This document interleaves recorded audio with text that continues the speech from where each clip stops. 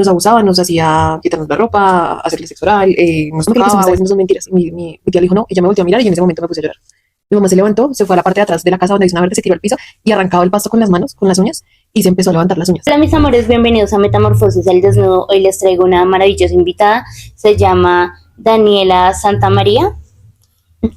Gracias. ¿Cómo estás? Bien, bien, muchas gracias, gracias por la invitación.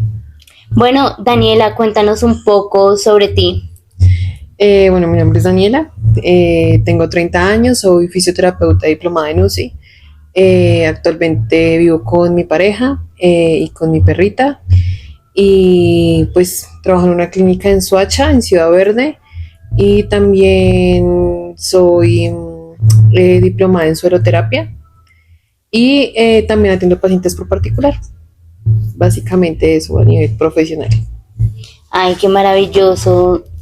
Daniela, cuéntanos cómo comenzaste esta vida profesional. ¿Es algo que te gusta? ¿Cómo descubriste que te gusta? Bueno, inicialmente yo pues siempre me gustaba hablar de la salud. Siempre dije que quería trabajar en un hospital, pero inicialmente quería ser médico. Lastimosamente por decisiones ahí que ya tomé precisamente en 11, estudié diseño de modas, estudié 2 semestres de diseño de modas, no me gustó, me salí.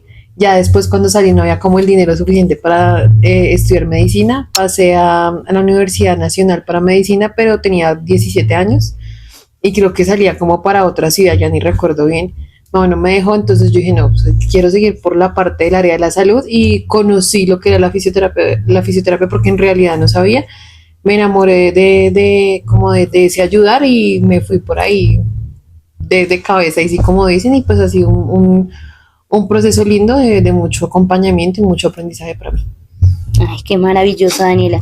Daniela, cuéntanos un poco de Bueno, me contabas que nos querías compartir tu historia donde hubieron abusos y lo que quieres lograr con esto es incentivar a las mujeres que han sido víctimas de abusos a que alcen la voz. Sí, sí, pues mira, yo en realidad tomé esta decisión no hace mucho, pero digamos que fui una persona abusada, una niña abusada desde los 4 años aproximadamente hasta los 13 más o menos. Lastimosamente yo nunca tuve el valor de hablar. En realidad la que tuvo el valor de hablar fue una prima mía que estuvo pues también dentro de ese abuso. Ella fue la que tomó como ese valor de poder hablar y dar a conocer esto, pero no les estoy hablando de que esto pasó cuando estaba pasando el abuso. Eso pasó muchos años después, más o menos unos 8 años después que mi prima tomó como el valor de hablar y de contar. Y a raíz de eso, a raíz de esa valentía que ella tuvo, yo he logrado sanar, ella ha logrado sanar, mi familia ha logrado sanar. Entonces siento que es de plena importancia que las personas que estén pasando por esto, así cueste, así sea difícil, tengan ese valor de hablar y que sobre todo no tengan miedo ni se sientan culpables de lo que les pasó porque no son responsables de ello. Comenzar a hacer ciertas preguntas. Si en algún momento te sientes incómoda, la idea es que no las contestes porque pues este es un espacio pues seguro y la idea es que te sientas cómoda. Entonces cuando tú dices pues paramos. Daniela, me gustaría saber desde qué edad comenzaste a ser abusada. Desde los 4 años, esto no te lo digo porque lo tenga muy presente como mucho en mi recuerdo, porque pues no sé si sepas, la mayoría de cosas traumáticas que uno pasa, la manera de defensa del cerebro es bloquear esos recuerdos. Esto lo hicimos, o te lo digo porque ya cuando se habló, tratamos de hacer como un mapa, como una escena del crimen, digámoslo así, para saber más o menos desde cuándo venía pasando esto. Entonces, el primer recuerdo que yo tengo cuando pasó eso fue de que mi abusador me hizo coger a otra prima para que él la pudiera abusar a ella y después me abusara a mí. Que eso fue aproximadamente a los 4 años, como teniendo en cuenta las fechas que ella tenía y las fechas que yo tenía. Entonces, más o menos desde los 4 años de edad empezó el abuso. Ya me habías comentado antes que era muy cercana a ti.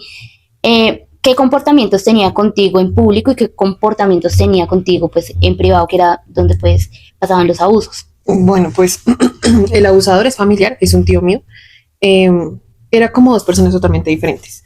Una era cuando nos estaba abusando, que digamos, se puede decir que era el monstruo, y otra era el tío alcahueta, el tío con el que jugaba, el tío con el que salía al parque, el tío con el que hacíamos travesuras.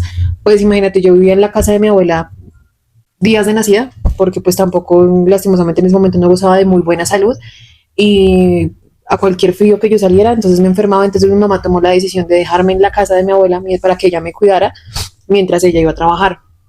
Entonces, pues básicamente la convivencia de toda mi vida, hasta los más o menos 8 años que yo viví en la casa de mi abuela, fue él era mi hermano, o sea, él era mi hermano mayor. Y él, cuando no estábamos en esos momentos de abuso, él me cuidaba, entre comillas, jugaba conmigo, íbamos a comer helado, íbamos a jugar al parque, veíamos películas, nos reíamos, pero era otra persona totalmente diferente cuando estábamos cuando él estaba haciendo ese abuso contra mí, contra mi prima. Los abusadores al final tienen siempre dos caras. Sí. Una es la que son en público y otra es la persona que son en realidad. Daniela, ¿cómo comenzó a cambiar tu vida después de esos abusos continuos? Bueno, pues yo creo que son muchas cosas y es que hay que tener en cuenta que el abuso no se acaba en el momento en el que te dejan de abusar, porque no solo son las consecuencias físicas que uno tiene, sino mentales. Cuando ya mi tío dejó de abusar de mí, yo tenía lo que digamos más o menos 13 años. En ese momento yo ya estaba en bachillerato, sin embargo yo toda la vida fui una persona muy sola, muy solitaria, me hacían mucho bullying, siempre fui muy, muy gordita, entonces yo era la reír de todo el mundo, a mí me podían decir hasta pedacitos de popó y yo no hacía nada por defenderme, o sea, mi autoestima estaba por el piso, dejaba que todo el mundo me pasaba por encima y era precisamente por esa vulnerabilidad que yo había tenido. Entonces, sí, fue muy fuerte porque yo no sabía socializar uno, no sabía hacerme respetar, no tenía autoestima de absolutamente nada, entonces para mí no era fácil estar en entornos donde hubieran más personas y a la final pues en un colegio estás sí o sí con más personas. Ya en bachillerato fue mucho más difícil pues porque entramos a esta etapa de la preadolescencia, de la adolescencia, donde todos son con los noviecitos, que los amiguitos, una cosa, la otra, y yo no podía, o sea, me daba vergüenza, dejaba que me trataban mal, se aprovechaban de mí, porque pues no sé, siempre he sido una persona muy noble y digamos como que me dicen, ay Daniela, préstame 2.000 pesos.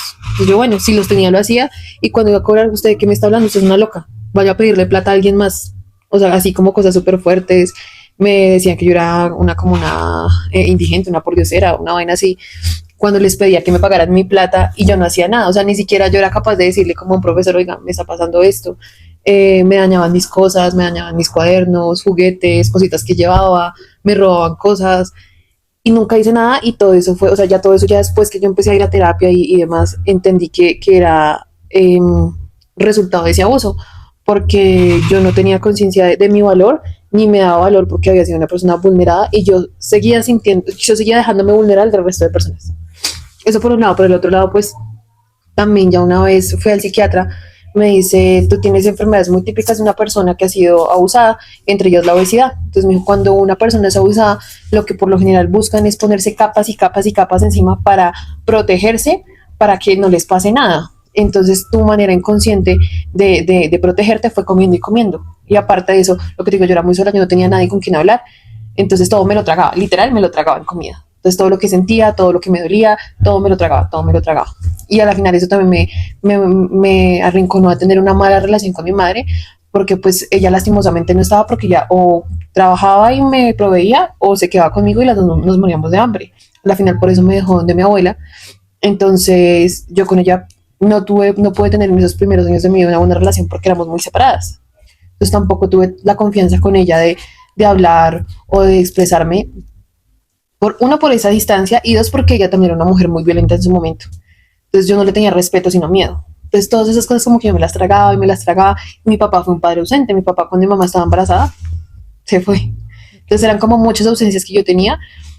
Si bien se juntaron todas, creo que la que más me permitió, o sea, o dejó que yo tuviera como tantos vacíos, fue esa violación, porque yo no tenía confianza tampoco en nadie, ni siquiera tenía confianza en mí. Entonces sí fueron episodios que me marcaron mucho y que cambiaron totalmente mi vida a raíz de ese tema del abuso. Ok, entonces, por decirlo así, tú no tenías una red de apoyo sólida. No, nada. Pues a la final, digamos lo que te digo, supuestamente, pues el que estaba todo el tiempo conmigo era mi abusador. Pues obviamente en él no iba a tener una red de apoyo. La otra persona que tenía todo el tiempo cerca de mí era mi prima, otra prima que también sufrió abuso, pero igual ella seguía siendo menor que yo, seguía siendo igual víctima de un abuso, pues yo no podía recostar en ella mis problemas, lo que me dolía, lo que me pesaba. Incluso ella, recuerdo que una vez muy pequeña, ella me dijo como que ella iba a hablar y yo le dije que no, que cómo se le ocurría que, o sea, todo desde el miedo, todo estaba desde el miedo, entonces no había una red de apoyo sólida. Y mi abuela, pues a la final era una mujer que nos daba de comer, nos tenía techo y pues ya, y a la final lo que te digo que ha sido una cosa de patrón familiar porque lastimosamente mi mamá, ella también fueron mujeres abusadas. Entonces es un tema que también en este momento de mi vida, y es por el que hablo y quiero contar mi historia, y es que todas nos merecemos cortar esos patrones y sanar nuestro linaje. Esto sí lo vi en constelaciones familiares. Realmente yo ya te lo había comentado antes. Y es que yo también fui abusada. Y cuando comienzo a hacer las constelaciones familiares, que me ayudaron muchísimo a sanar, me comencé a dar cuenta que mis descendientes también fueron abusadas, mi mamá, mi abuela, mi bisabuela. Entonces hay una cadena grandísima y también siento que todo este tema del abuso fue tan normalizado y tan minimizado y desde mucho antes, entonces siempre esto generó culpa, generó silencio, generó secretos. Entonces es muy duro cuando uno está en este proceso de sanación ver cómo, aparte de uno, siento que se siente como culpable por lo que pasó y ante, no sé, creencias que también tiene la sociedad, es buscar como quién tiene la culpa y la culpa no es de, o sea, viene siendo de la víctima y es como porque lo provocaste, porque todo esto, y si llega a pasar en cosas de familia, en tu núcleo familiar, entonces te tienes que callar, tienes que hacer silencio, porque ¿qué le vas a hacer esto a tu familia? Entonces es muy duro porque cada vez aumentan los índices de violación, de violencia, bueno, también intrafamiliar, el no contar con una red de apoyo sólida, que en este caso claramente tú eras una niña, Sí. y a esa edad no tener una red de apoyo sólida y que tu red de apoyo sólida, entre comillas, sea tu abusador, debió ser muy, muy, muy doloroso. Eh, Tú me contabas anteriormente, esta persona que te abusaba, generaba en ti en algún momento chantajes, ¿cómo se dice esto? Manipulación. Manipulación, pero aparte de esto es amenazas. Sí, sí. Em, cuando te cuento que mi prima dijo que ella me dijo a mí que iba a contar, que yo le dije que no, que cómo se le ocurría. Me dijo que sí, que no sé qué. Bueno, como que yo dejé pasar, yo dije, yo no creo que lo vaya a hacer. Sin embargo, ella le dijo a mi abusador, le dijo a mi tío, como Daniela quiere contar. Pues él obviamente se alteró muchísimo, me llamó en la casa de mi abuela, el cuarto donde casi siempre pasaban era el último cuarto que había en la casa. Entonces en ese cuarto había como una columna. Entonces yo me acuerdo que él me llamó, yo entré y él me cogió del cuello contra la pared y me dijo que donde yo llegara a decir algo o hablar algo con una ira, que me iba a matar a mí, iba a matar a mi abuela, iba a matar a mi mamá. Pero pues lo que te digo, yo era una niña que tal vez tenía unos 7 8 años en ese momento, que yo le creí igual lo que te digo, o sea, como que se le notaba esa ira en los ojos y se ponía súper rojo. Obviamente porque también tenía miedo de lo que él estaba haciendo se supiera. Eh, y siempre me decía que si yo iba a decir algo, que él iba a matar a mi abuela, iba a matar a mi mamá y me iba a dejar sola. Cosas así, o hay veces la manipulación era con dulcecitos, o yo quería un helado, entonces que el helado, o cosas así. Ya cuando crecí, que ya el abuso no pasaba, pero pues sin embargo el abuso ya había ocurrido. Digamos, él me invitaba a ir a caminar, o ir a ver una película, o ir a cosas así. Entonces yo le decía, no, es que me quiero fumar un cigarrillo. Entonces me decía, no, fúmaselo tranquila que yo no voy a decir nada. Pues claramente él no iba a decir nada, porque él siempre quiso llevar como esa fachada de que era nuestro amigo, para que nosotros nunca dijéramos nada, que él era nuestro amigo, nuestro confidente, nuestro parcero, que, mejor dicho, nosotros podíamos contar con él. Pues porque obviamente hoy en día entiendo que él también siempre tuvo miedo de que contáramos la verdad, a pesar de que él dejó de hacerlo, él sabía que lo que había hecho estaba mal y que nosotros en cualquier momento podíamos decir la verdad y hablar. Entonces el chantaje no solo fue durante el abuso, sino hasta después de él.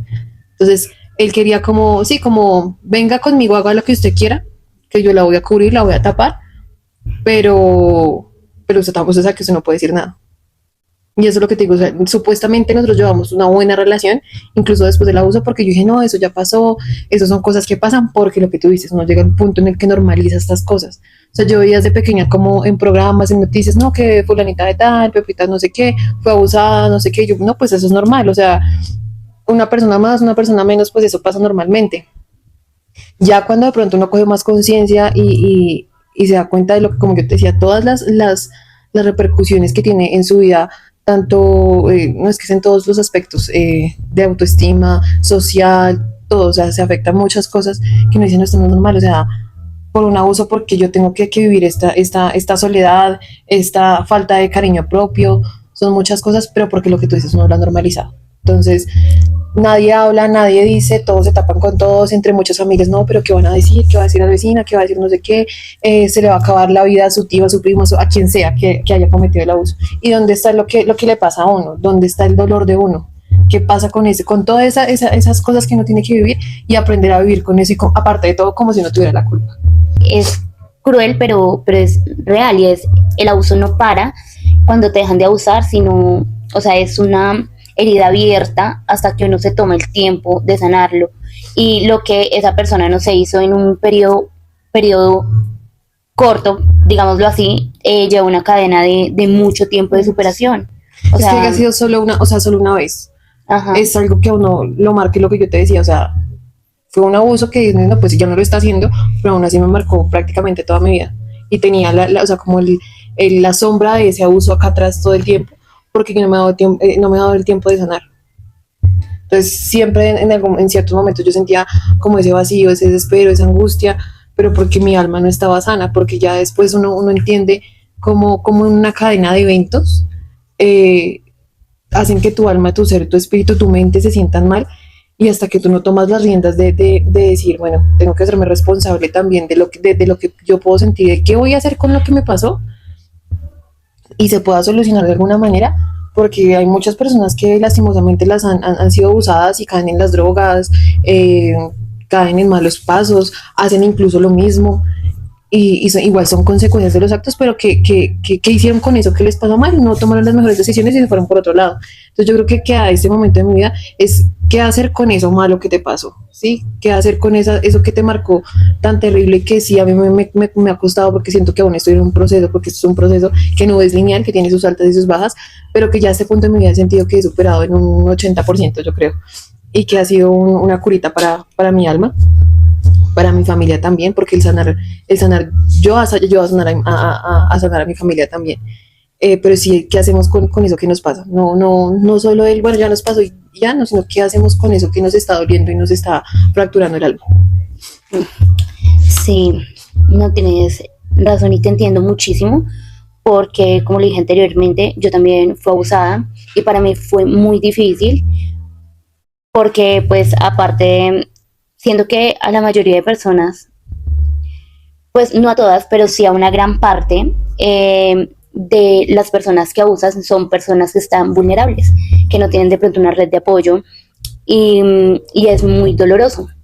Entonces siento que en ese momento cuando yo también pasé por mi periodo de sanación, hasta el día de hoy yo siento que logré sanar y soltar todo lo que me pasó, pero fue muy doloroso porque llegan muchos sentimientos de culpa, de remordimiento, de rechazo hacia uno mismo. Lo que tú decías, viene el desamor hacia uno mismo, cuando uno se rechaza a uno mismo, como puede uno esperar que otra persona te ame cuando tú no te estás amando a ti misma y en definitiva no tienes ni siquiera la culpa de eso porque no tienes la culpa de lo que te pasó, no tienes culpa de tus abusos, pero aún así uno carga por mucho tiempo con mucho dolor.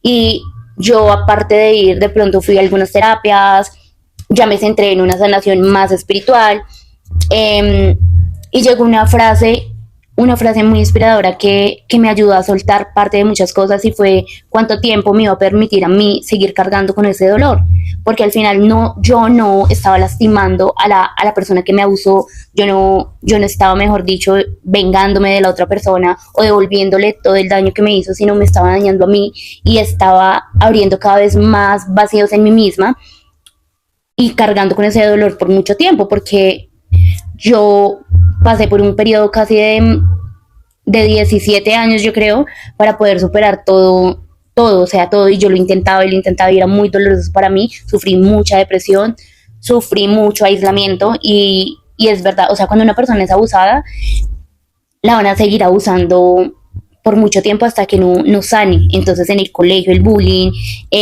personas que sobrepasan siempre tus límites, que no te respetan, entonces y tu merecimiento va en picada, porque cuando a ti te pasan esas cosas, yo creo que me pasó muchísimo, y es que yo sentí que yo no merecía absolutamente nada, no me sentía digna de nada, me sentía mal por lo que me pasó, y no porque me haya pasado, sino porque yo decía me siento sucia. Entonces al final transcurrir con todos y cada uno de estos pensamientos, de estos sentimientos, no es nada fácil, y es una cadena que al final llevas, que toca como cortarla, y más que cortarla, transformarla.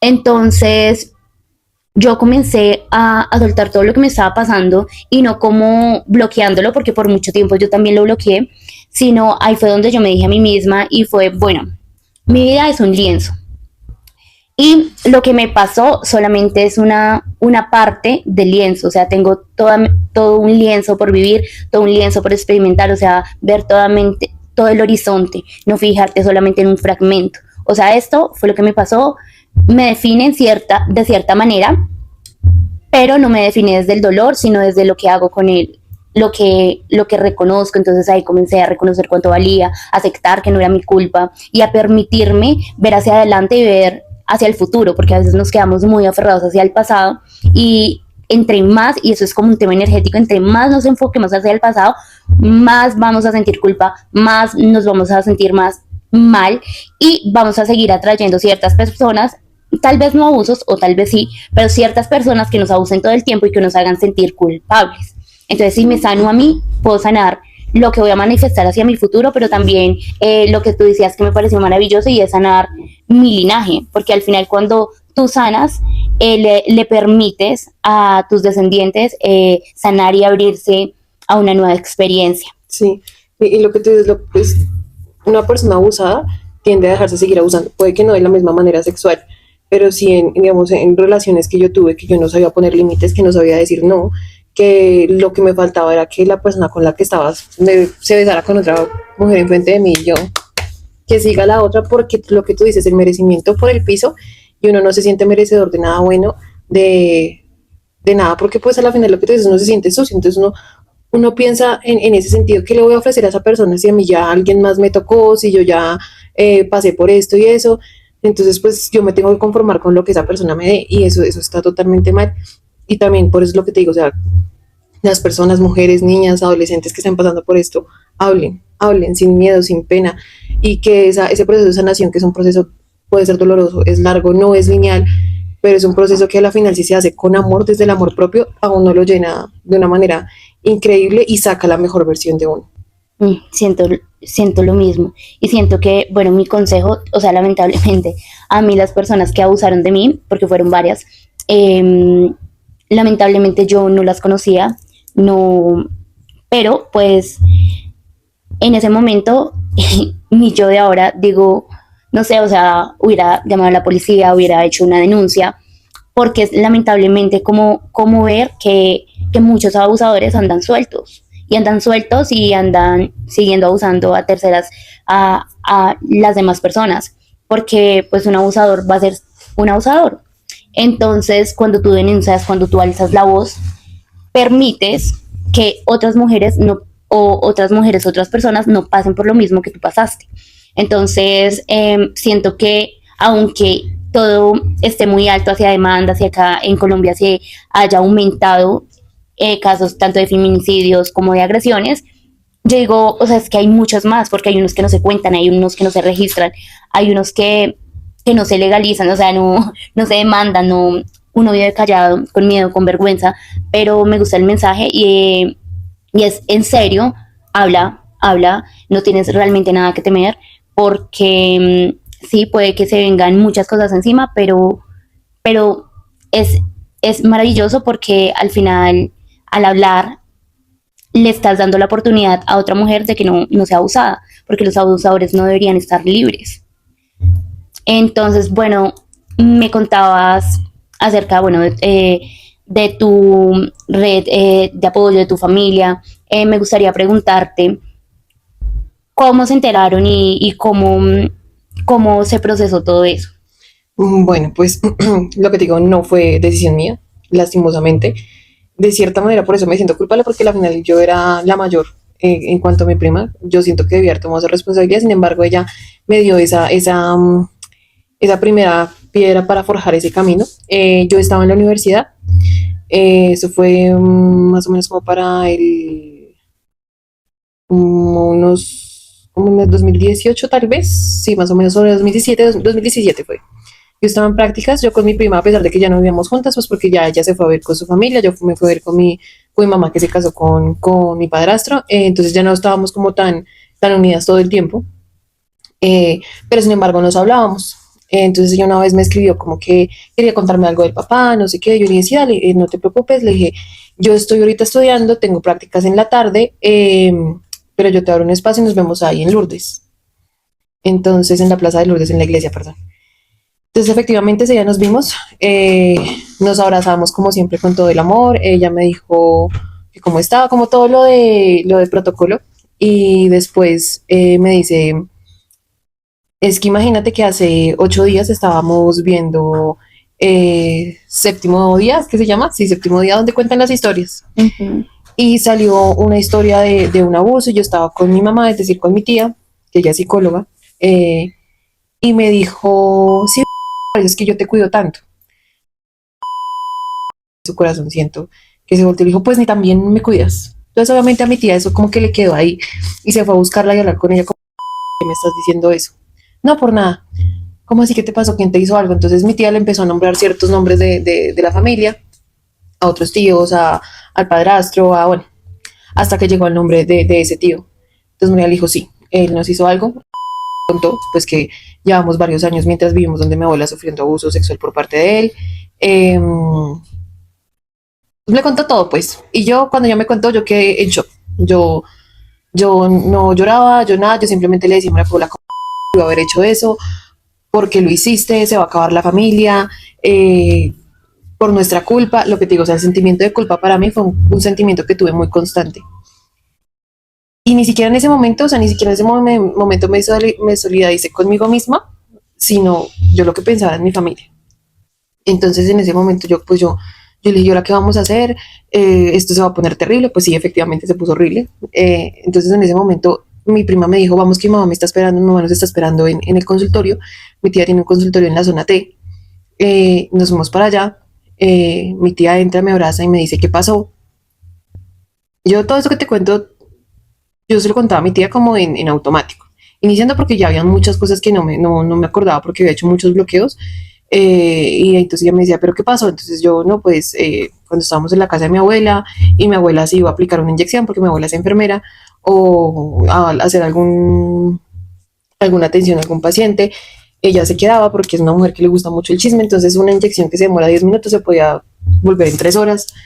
Y entonces esos mecanismos y él sabía más o menos cuánto se demoraba, cuánto tiempo tenía, entonces nos abusaba, nos hacía quitarnos la ropa, hacerle sexo oral, nos tocaba, bueno, todo lo que nos hacía, te lo cuento así como muy a grandes rasgos, pero pues hay que tratar de serle lo más específica porque amigo, dime todo lo que te hacía y anota en esta hoja y no sé qué, y yo era en shock, o sea, yo como que no me salía ninguna lágrima ni nada, y le dije, llegó un momento en el que me hizo una pregunta y le dije, yo incluso no estoy segura, no sé si fue un sueño, no sé si es un recuerdo, no estoy segura, pero yo siento que él también me abusó analmente, pero no recuerdo bien.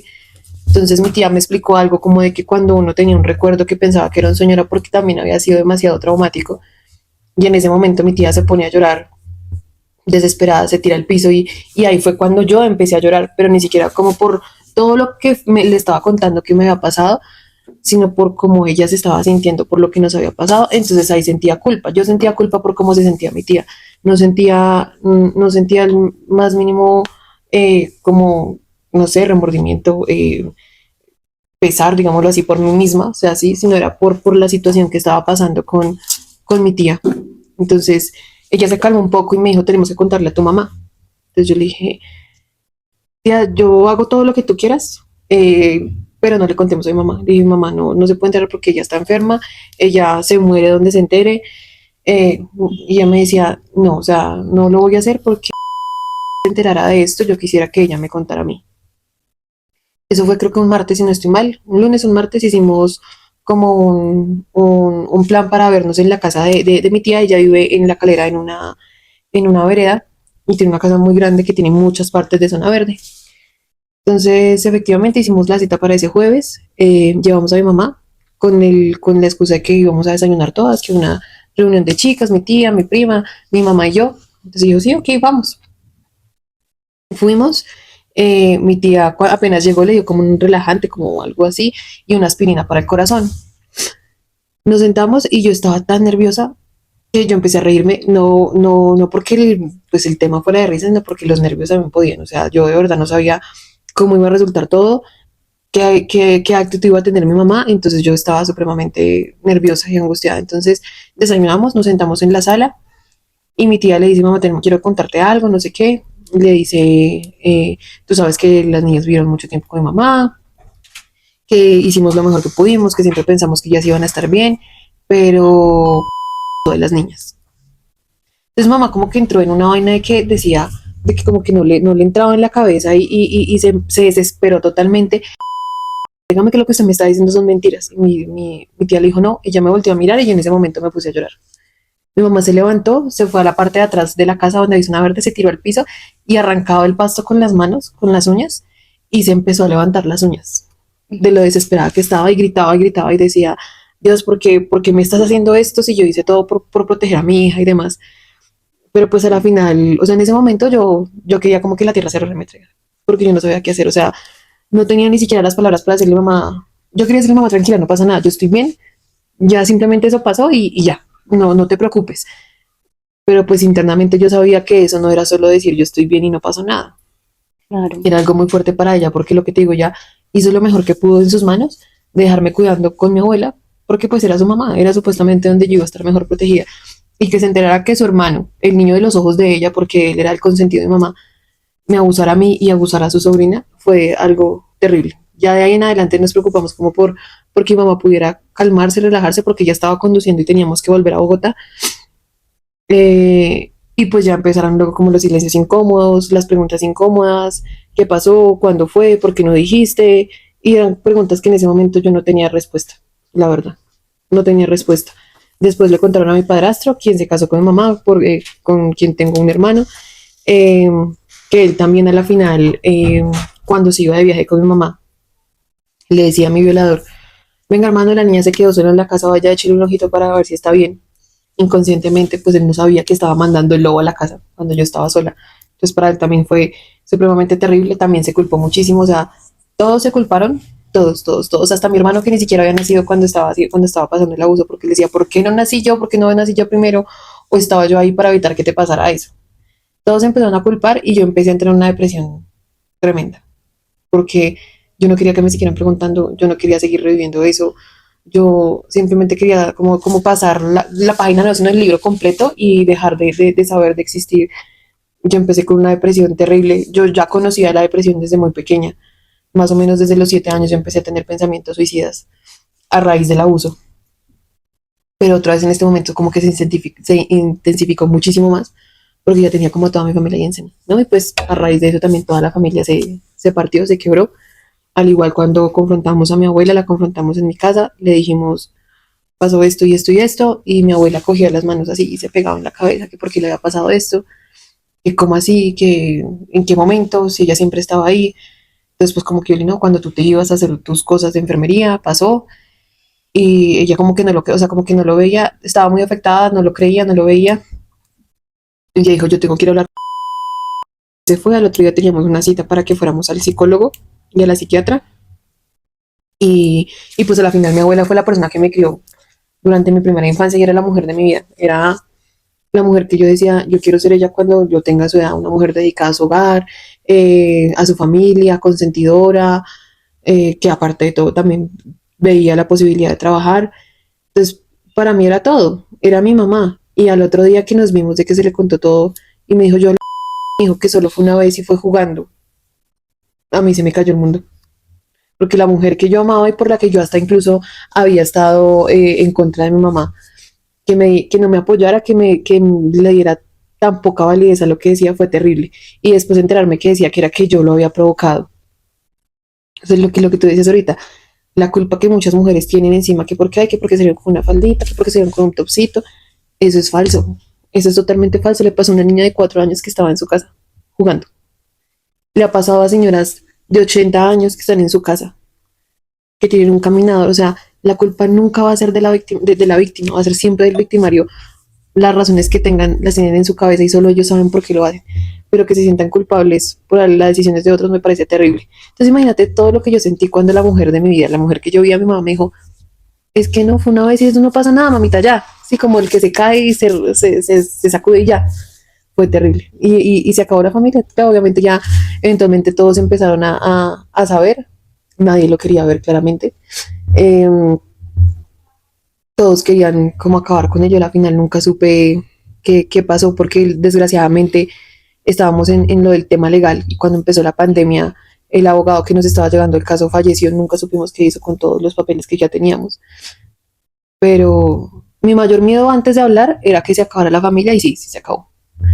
Pero te puedo decir que en ese momento sé con quién cuento, con quién verdaderamente me ama, quién no me dejó sola, quién me ha acompañado en todo este proceso, sea de lejos o de cerquita, pero que ha estado para mí en este proceso de sanación. Y siempre va a haber alguien, siempre va a haber alguien. Si ustedes tienen miedo de decirle a su mamá, a su papá, a su hermano, busquen a su tío, a su amiga, a una profesora, a un profesor, siempre va a haber alguien que las va a escuchar. Hay una línea púrpura para llamar y decir esto y no se callen, no se callen, no dejen que avance tanto a, a pasar por momentos en los que verdaderamente, como yo te dije, yo quería acabar con mi vida, yo no quería vivir, yo no quería afrontar todo eso que estaba pasando y aparte el hecho de afrontar de que había sido una violación, bueno, muchas violaciones, ahora tenía que afrontar el hecho de que mi familia, las personas que amaban de pronto me estaban dando la espalda y, y pasar por todo ese proceso es muy difícil, pero a la final son procesos que son necesarios para poder sanar y seguir adelante. Mm, Te entiendo que una de las cosas que también duele un poco es que cuando tú estás procesando tus cosas, hay terceras personas que se sienten culpables y al final uno se siente culpable porque las otras personas se sienten mal y siento que es muy, muy fuerte y siento que es muy doloroso tanto para uno como para las personas de su entorno, esas personas que de pronto te quieren, te estiman, te aman, darse cuenta que fuiste vulnerada y uno de víctima, yo siento que a mí también me costó muchísimo. De hecho, yo a mi mami, yo no le conté, yo no le conté el abuso que yo había tenido porque lastimosamente yo fui abusada sexualmente por 6 hombres. Al, entonces siento que yo decía que como pues era muy, muy duro, a mí me abusaron con una amiga, entonces ella decía como no, no, no tenemos que decir nada. Eh, ¿Por qué? Porque nos daba pues vergüenza. Siento que a ella más que a mí nos daba como vergüenza, sentimiento de culpa. A mí me dolía muchísimo el aceptar, por ejemplo, que pues mientras a mí me abusaban, en otra habitación también estaban abusando a mi amiga. Y lo más fuerte yo creo que también fue que pues yo siento que un momento que a mí me marcó muchísimo de mi abuso fue que yo al ver que esos hombres estaban ya comenzándome a usar, a quitarme la ropa y todo, entonces yo les dije que por favor hicieran una fila, pero pues que no quería, no quería que, bueno, primero pues que no quería hacer eso, pero pues ya a nosotras nos pusieron armas, nos obligaron, entonces yo dije no, pues en fila. Y siento que fue muy doloroso después hablar con mi amiga y ver que pues a mí, yo quería que acabaran rápido conmigo para ir con ella. Y siento que después transitar todo este dolor y alzar la voz y decir, bueno, esto me pasó, que de hecho pues mi mamá se enteró ya por una tercera persona y después lidiar con la culpa de ella. Yo siento que yo lidiaba con dos culpas, la culpa pues de mi amiga, porque pues yo me sentía súper mal, porque yo dije que a mí me lo hicieran en fila y pues lamentablemente ella no. Entonces me sentía súper mal, me sentía muy triste de no haberla podido ayudar a ella porque pues pues yo también, pues también a mí me estaban abusando, pero yo en ningún momento pensaba en mí, sino en ella y en todo el dolor que sentía ella. Entonces, tras de agarrarme con esa culpa, con la culpa también de mi madre al enterarse a ella le dio, a ella le dio muy, muy, muy duro todo este tema. Entonces fue para mí muy duro, entonces yo te entiendo porque al final uno sintió que fue vulnerada, pero aparte pues uno no desea hacerle daño a otras personas porque pues uno sabe cómo se siente. Entonces al final esa culpa y ese dolor uno no quisiera que las personas que uno quisiera o ninguna persona, en mi parte lo digo, sintiera tanta culpa. Eh, y sí, me encanta lo que dijiste, tenemos que en serio comunicar, existen líneas de atención, la línea púrpura fue creada hace unos años y siento que esta es una de las mejores herramientas porque tú puedes llamar a cualquier hora del día, la línea púrpura por el momento, si no estoy mal, solamente es de Bogotá, esperar que la sigan ampliando. Eh, Puedes llamar a cualquier hora, te atienden psicólogos y te comienzan a ayudar y te dan asesoría legal, hablas con psicólogos y lo digo porque en algún momento yo utilicé la línea púrpura para denunciar otros casos. Entonces, no, pues te admiro muchísimo por tener la valentía de venir acá, de contarlo. Me gustaría que en resumidas partes me contaras qué fue lo que más te marcó de tus abusos, eh, ya que pues, digamos, me dijiste, pues no fue una vez, siendo que pues viviste por mucho tiempo con esa persona, ¿qué fue lo que más te marcó? Y eh, a partir de todo este proceso, tanto de sanación con todo lo que has vivido, ¿cómo comienzas a ver hoy la vida? Bueno, pues es que, bueno, yo creo que lo que más me marcó es lo que te digo, es más que el momento, que sí, obviamente es un momento muy traumático. O sea, yo siempre he dicho, no tengo todo así como si fuera una película, pero tengo muchos flashbacks de las cosas, como los momentos en los que más me sentí vulnerable, que al final pues son todos en el momento en el que te tocan y empiezan a explorar tu cuerpo de maneras en las que ni siquiera tú misma lo has hecho. Ya desde esa parte de ese abuso, es como si una película se cayera de frente de ti. eh, la vulnerabilidad que uno siente estando desnudo con un hombre mucho mayor que tú, accediéndote, es algo que se te queda en la cabeza, en el corazón, de por vida.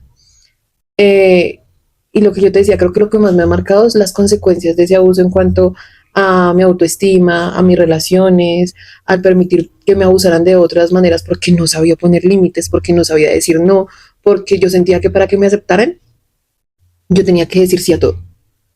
Sí, porque yo no, o sea, no sentía que no tenía el derecho de exigir ni de poner límites. Entonces, eh, a la final todo eso malo también fue aprendizaje, porque ya en el momento en el que dije, no, estoy feliz con lo que estoy haciendo con mi vida, la gente está pasando por encima de mí, cambié mi manera física, yo dije, tal vez eso me va a ayudar y seguía sintiéndome la misma mierda, perdón la palabra, pero era así.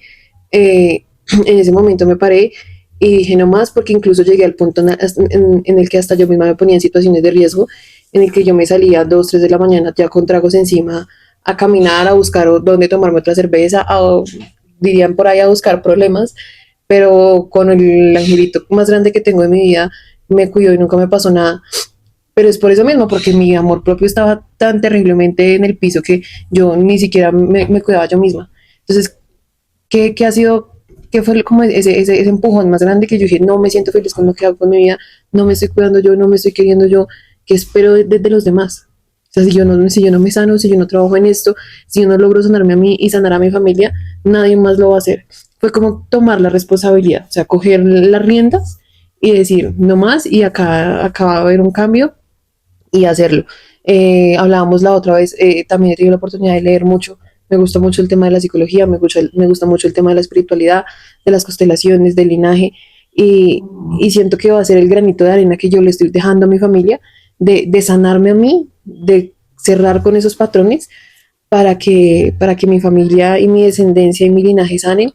Y a la final el proceso ha sido muy lindo porque lo he llevado desde el amor que me tengo a mí, que me empecé a tener a mí porque no me tenía nada de amor, y desde el amor que le tengo a mi familia para que seamos unas mejores personas, se puede decir, porque A pesar, nunca voy a decir que gracias a lo que me pasó soy fuerte porque no voy a decir que gracias, sino a pesar de lo que me pasó soy una persona muy fuerte, soy una persona que he logrado sacar mis proyectos adelante, que soy supremamente luchadora y me encamino, pero entonces ya no lo hago porque es lo que toca, porque es lo que sigue. Sí, hay mucho tiempo fue como, bueno, terminé el colegio, lo que sigue es la universidad, lo que sigue es tener un carro, lo que sigue es tener una pareja, y así, sí, como todo muy automatizado. No, la misma vida y este proceso de sanación me ha enseñado a que hazlo porque te nace, porque lo amas y porque lo vas a hacer bien hecho, ¿sí? No solo porque somos un libro escrito que vamos cumpliendo peldaños y ya. Entonces, ese proceso de amarnos, de dejar el ego a un lado, porque todos tenemos ego, y hay veces ese miedo al fracaso lo tenemos desde el ego, es transmutar todo ese miedo que tenemos, transmutar todas esas heridas que nos dejó la vida, transformarlas en amor y hacer algo con eso. Por eso te digo, de mis mayores motivaciones para venir y contar mi historia es decirles a las chicas, a las mujeres, a los hombres que también estén pasando por eso, no tengan miedo, hablen, siempre va a haber alguien que los escuche, siempre va a haber algo por hacer y, e impactar la vida de los demás contando tu historia es algo grande. No sé si de pronto el hecho de que yo me sienta acá y te esté contando a ti y a tu audiencia le vaya a servir a alguien que esté viviendo eso para ir a denunciar. O por lo menos para hablarlo con alguien y empezar a tomar cartas en el asunto. Yo espero que mi historia verdaderamente no solo ayude a mi familia, sino a las personas que están pasando por eso y que eviten tanto sufrimiento y empiecen ese camino de la sanación. Me encanta mucho y siento exactamente lo mismo. Siento que después de haber pasado por todo esto y darme cuenta de lo que decía antes, de que tengo una vida por delante, que lo que me pasó no me define como persona, es una parte de mí, y no limita mi futuro. Eh, Eso me ha ayudado a transformarlo en cosas positivas como el podcast, como hacer talleres para mujeres, crear espacios donde sanemos, donde nos apoyemos, porque siento que lo que más necesitamos las personas que hemos sido vulnerables, eh, aunque bueno, todos somos vulnerables, ¿no? Las personas que han sufrido por abusos y todo el mundo, en plural se podría decir, necesitan amor, necesitan empatía, necesitan conciencia de sus actos, necesitan entendimiento, comprensión y aparte de eso hacerse cargo, porque no podemos vivir o sea, sí podemos, pero no es tan beneficioso para nuestra vida vivir en un bucle donde nos victimizamos de todo lo que nos pasa y comenzamos a llenar de hábitos negativos o de cosas negativas, los vacíos que genera el no trabajar en tus heridas, el no sanarlas. Porque es verdad lo que tú dices y a mí también me pasó, siento que cuando uno ha sido abusada en diferentes áreas, uno comienza a autodestruirse intentando llenar vacíos, ya sea con alcohol, sexo, drogas, espacios peligrosos, personas no buenas para ti. Entonces, nada, espero que este espacio tan bonito, le doy gracias a nuestra maravillosa invitada por venir acá, por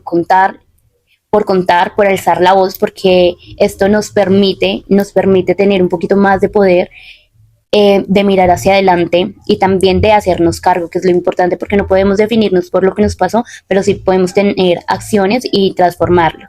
Y de esto se trata Metamorfosis al Desnudo, donde tú comienzas a transformar en cosas maravillosas lo que en algún momento te destruyó.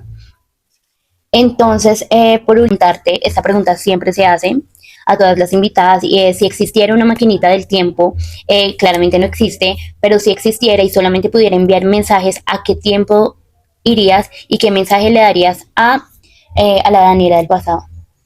Bueno, yo creo que lo enviaría en tres partes Okay. a mi Daniela niña, de la manera más dulce posible, decirle que sé que por lo que está pasando está duro, pero todo va a pasar y va a lograr todo lo que quiere, va a hacer todo lo que sueña.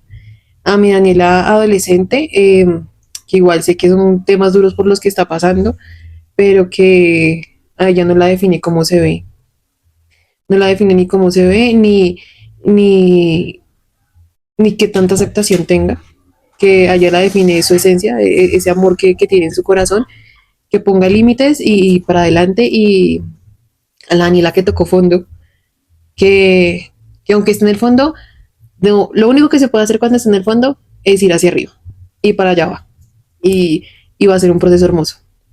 Qué Eso les maravilloso. diría. Qué maravilloso, Daniela. Muchas gracias por estar aquí. Daniela, ¿cómo apareces en redes? En TikTok aparezco como la Santa María 30, en Instagram como Dani, WNY, Santa María FT. Ok, gracias por venir aquí. No olviden por favor suscribirse, darle like y comentar. Y recuerden que si quieren contar su historia, lo pueden hacer a través de TikTok, enviándonos un mensajito contándonos un resumen de su historia y pronto serás nuestra próxima invitada o invitado. Gracias Daniela por estar Gracias. aquí. Gracias a ti, muchas